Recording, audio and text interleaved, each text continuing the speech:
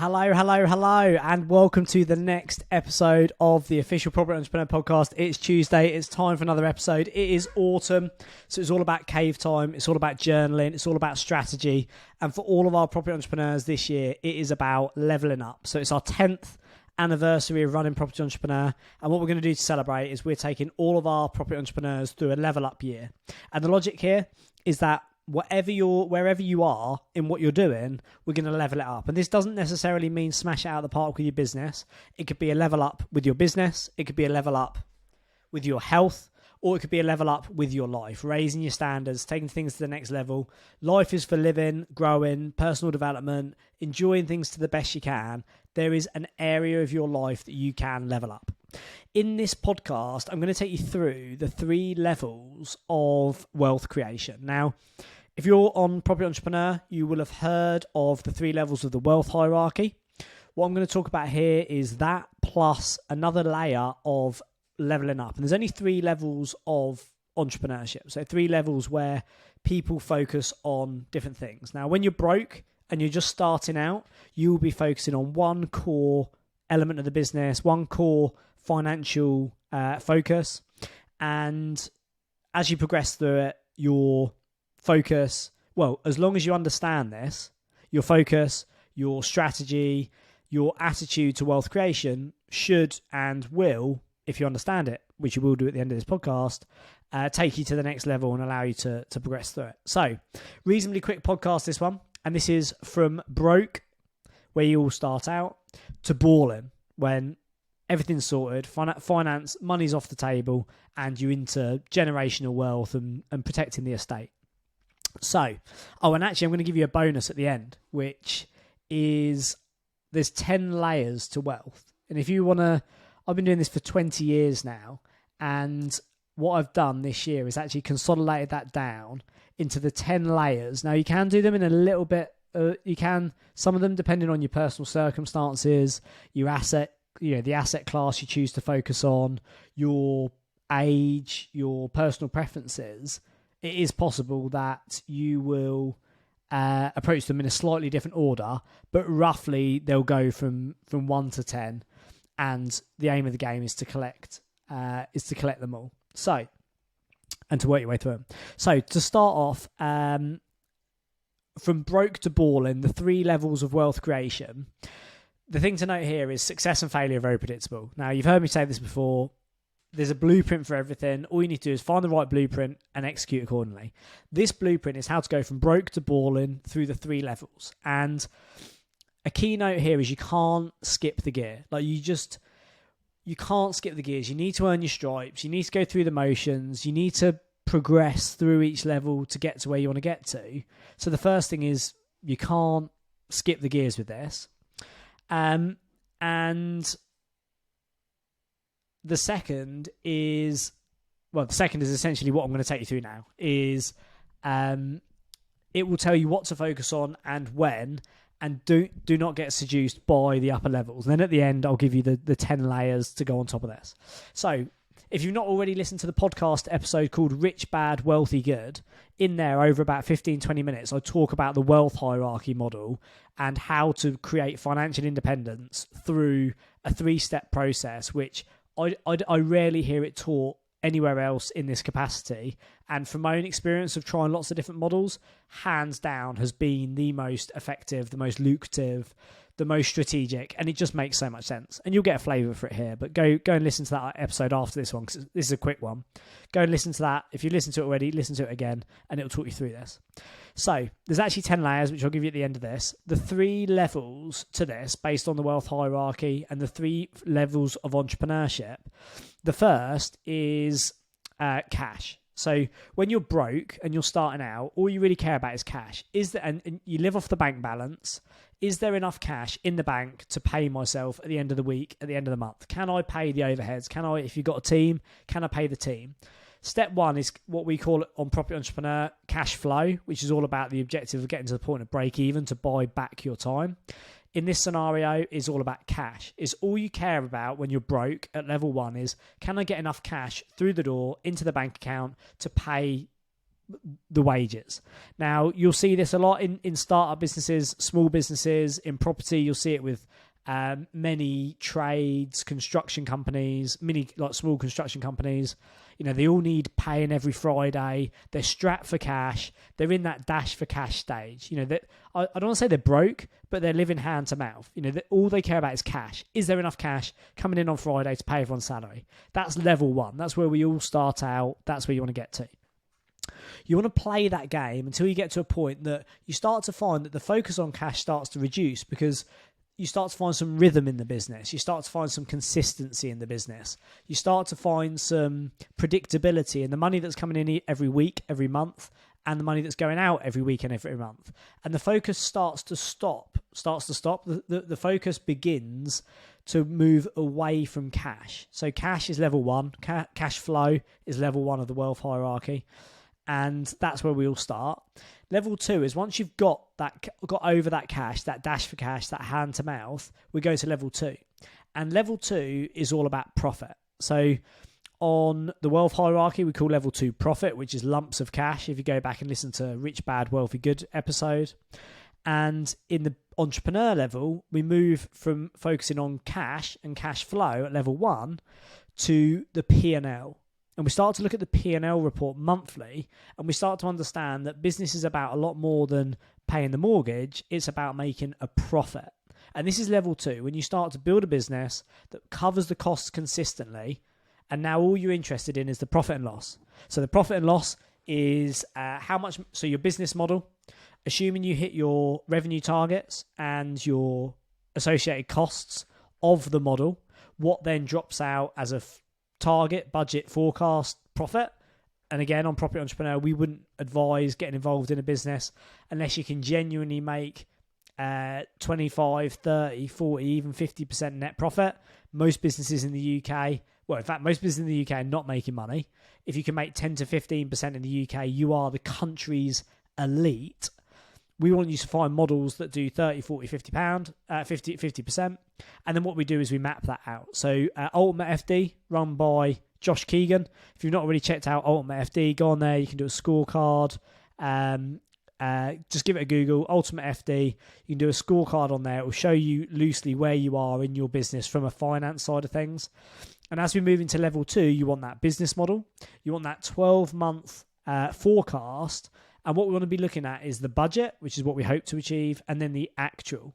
And the idea of not being able to pay the bills every week, every month disappears, because you're not in that dash for cash anymore. You're now in level two, focused on the P&L report, which is your budget, your actual, and looking at those figures every month. That's level two, where you're focused on making profit every month. That's where most businesses will get to. Most entrepreneurs will get into that space, have a small team of maybe up to a dozen people, runs quite nicely. The hallmark, we would say, at profitability, at a minimum, is that as an entrepreneur, you want to pay yourself the going rate salary for doing your going rate job. You are doing a job for the business. You should get paid the salary that you would have to pay if you replace yourself. And then because you're an entrepreneur, in that budget, in that model, in that 12-month forecast, 𝗂𝗵𝗶𝘴𝗶 actually do a product called Future Forecast, where they'll do this for you. We want to make sure that before you spend the next year, 2 years, 5 years, 10 years building this thing out, you can earn as a minimum at level two the going rate salary, which might be 30,000, it might be 50,000, it might be 100,000, depending on what job you're doing. And the same again in profit. The logic is if you're only going to get paid what the market rate would pay you to work somewhere else, or what somebody else would get paid to do the job, or even in some entrepreneurs' case less, why have the stress, the risk, the anxiety, the lack of security of being an entrepreneur when you could go and do the job somewhere else, have 4 or 5 weeks holiday, sick pay, not worry about cash flow, etc., and just do it for somebody else? It's a hallmark that we'd encourage you to build out in your business model and in your forecasts. So the second is profit, focusing on profit. Are you in a position, and is this a model that's going to make you the salary that you earn for the job plus the same again at profit? And that's number two, focusing on the P&L report.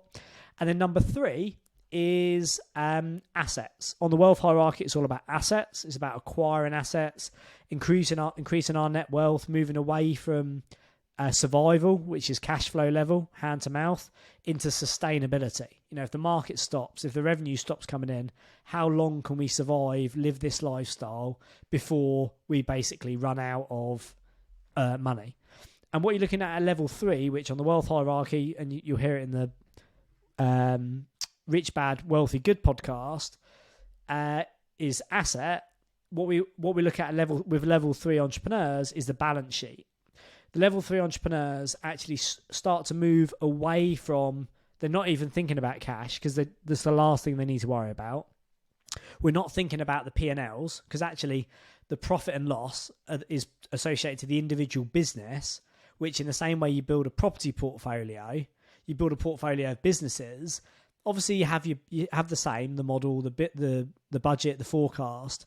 All you're really interested in is the medium to long-term game of the asset, the balance sheet. So we move from a profit and loss focus to a balance sheet focus. And what we're looking at here is invest in either expertise or capital, whether it's your capital or somebody else's. Investing capital into businesses, distributing resources, and then aiming to get a return on that investment. So, for example, we're doing a roll-up at the moment with private schools. Now, my primary interest is in the balance sheet, is in buying the schools for maybe £200,000, £500,000 less than what they're valued at. So for the balance sheet, I put £1 million in and then say it's worth, on completion, 1.2, 1.3. That's my primary objective. I'm at level 3 focusing on the balance sheet, but then in addition, so I get a return on investment on the equity allocation, but then also have an interest in the operations, which is P&L focused, which is delivering on a profit and loss. Am I interested in the profit and loss on a daily amount? Am I interested in the cash to make sure it can keep going? Absolutely not. That is not part of my interest. I wouldn't be getting involved in the business if I didn't think it could comfortably service its obligations. Am I interested in the profit it makes every month? I'm interested in the business model, and I'm interested in the management team, and I'm interested in the management accounts, and I'm interested in looking at how well the P&L's delivered against the plan. What I'm actually interested in is building a portfolio of them up on the balance sheet, where we've got the equity slab, we've got the propco asset allocation on the balance sheet, and then we've got a multiplier of the profitability at an asset value to then go and do a large capital event in X amount of years and exit it as it's basically a roll-up. For those of you that are into M&A, it's a roll-up strategy. My interest is not in creaming out £20,000, £50,000 a month from the P&L side. It's in making £5, £10, £20 million on the exit, which is a large capital event focused at level 3 on the balance sheet. Hopefully that gives you a bit of insight into the 3 levels of wealth creation and the 3 types of entrepreneurs we have and the focus that you'll have at each stage. First is cash, hand to mouth. Second is profit. How much profit can you make each month? And then third, when you've completed both of those, you're more interested in the balance sheet, the large capital events, return on investment, allocations of resources, non-exec versus exec, etc., etc. To finish off, I said I'd give you the 10 layers of wealth creation and the 10 layers of the financial fortress. So to give you these working from 1 up to 10, number 1 is that dash for cash, is what we call on Property Entrepreneur personal cash flow management. All of our property entrepreneurs get taught this during the winter, and they run it as an automated system to spend less than 30 minutes a month on your personal finances, and you now know down to the penny, any second of any day during the month, you know down to the penny exactly where you are against budget on your personal cash flow management. That is level 1. If you haven't got that, it's or similar, you've not even started the basics. Number 2 is getting cash flow sorted. So building your cash flow portfolio of properties, businesses up to a point where every month without fail, you're breaking even. You covered your lifestyle, you covered your costs, you covered your teams, overheads, offices, cars, etc. You get to that break-even point and you've got your lifestyle covered. That's level 2 or layer 2.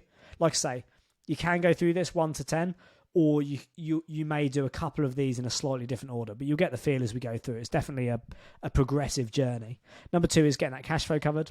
Number 3 is you're going to start to make a surplus, and this is where a lot of people get it wrong. Rather than then start to invest that and save that, number 3 is just to get rid of expensive debt. you should be personally debt free, unless it's capital that's been allocated to generate a return. If you've got store cards, credit cards, overdrafts, people will have 20, 30 grand savings in the bank, but they've got 2 grand on their credit card at 20%. Makes absolutely no sense. Level 3 is making sure you have 0 personal debt and getting that paid down, getting completely debt clear. Number 4 is layer 4 is, again, you can do these in any order. Well, in fact, as I said, it depends who you are, where you are, but loosely follows this order. Number 4, you're starting to make a surplus now, you've paid off your debt, would be to start up a director's ISA. Put £20,000 a year into your director's ISA, lend the money back to your company, and then you can draw up to 18% interest-free every year, which would compound that up over 17 years. It's £1 million ISA where you could draw £180,000 tax-free, subject to the companies you own, the profitability you're making, understanding the complexities of it. But that's layer 4. Layer 5 is the war chest. You then start to build up a surplus of between 3 and 12 months for your personal life and 3 and 12 months for your business. I used to have 12 months for both until inflation went high. I've drastically reduced my liquidity, moved that over to, in the main, moved that over to asset allocation, buying different businesses, paying off mortgages, buying unencumbered schools, private schools that we're buying. Build that war chest up. I have very low personal overheads, so I have 24 months worth of cash in a war chest, which is just, if the world ends, I can still live my current lifestyle for 2 years to sort myself out. And then in a business, between 3 and 12 months, depending how lean you want to be. Number 6 is then starting the financial fortress. This is the moat around your estate. So you build your estate, which is whatever pays your money today. Could be your business, your portfolio. That's your estate. That estate is paying for your lifestyle, paying for your overheads. That's your estate. Financial fortress is the moat around the estate. So let's say you need £100,000 a year to live. Your estate's paying you £100,000. We then focus on not making £200,000 and spending £200,000. We focus on building a moat around the estate, building a financial fortress that generates £100,000 as passively as possible, low risk, low return, so that in the day, should the day come where your estate collapses, you lose it, you have to quit for whatever, you're ill, one of your family members is ill, you wake up one day and can't be bothered, you hit the button, and the moat around the estate protects you. You move your standing orders from your estate to your financial fortress, and your lifestyle doesn't have to change, even though everything else does. The next one, number 7, is profit. You then move into profit, making profit. If you're going to keep scaling, noisy cash flow businesses, you're going to have loads of noise. You're going to have more noise, more people, more management, more problems. Whereas if you move to profit, these are large capital events. You don't need the money to pay the mortgage, so why not spend 6 months, a year, 2 years, rather than making an extra £5,000 a month, £10,000 a month, go out and do a large capital event that makes you £200,000 in 6 months, a year, £1 million in 12 months, £3 million in 2 years, whatever size, whatever level you're at. Large capital events. That's number 7, which is profit. Number 8 is then use that capital to go into assets, so low risk, low return, enabling you to live off the steam, make the large profit, invest it, and then the steam that comes off of that, 6%, 7%, 8%, is your financial fortress that is the moat around your estate. Number 9 is your pension, so whenever you choose to put that into the mix, £40,000 a year, you can backdate it 3 years.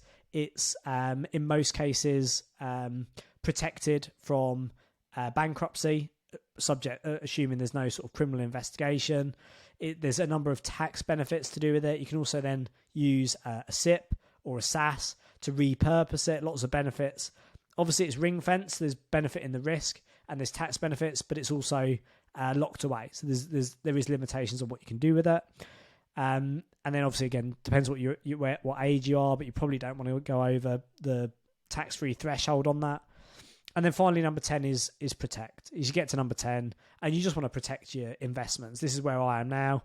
It's all about de-risking. It's about deleveraging. It's about diversifying, moving into different asset classes, diversifying the portfolio, paying off mortgages. Like level 1, the idea of having single lets or blocks of flats unencumbered with no debt would have been absolutely alien. It doesn't make any sense to anybody in those early stages, because you want to squeeze the pips, maximize the ROI, leverage up to the eyeballs and do what you want to do. Absolutely. It's exactly what I did at that level.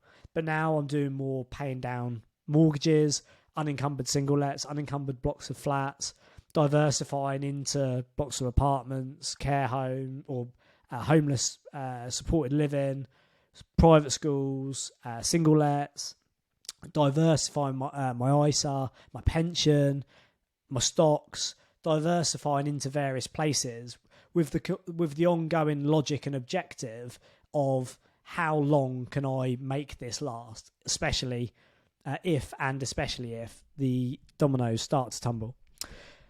Hopefully that gives you a lot of value and a bit of insight. Appreciate some of that might be, for some of you, it might be quite advanced, in which case start off with the basics. This is decades worth of work to get here. But if you follow the blueprint, success and failure are very, very predictable. And think about where you are now. Are you in dash for cash, need to pay the bills?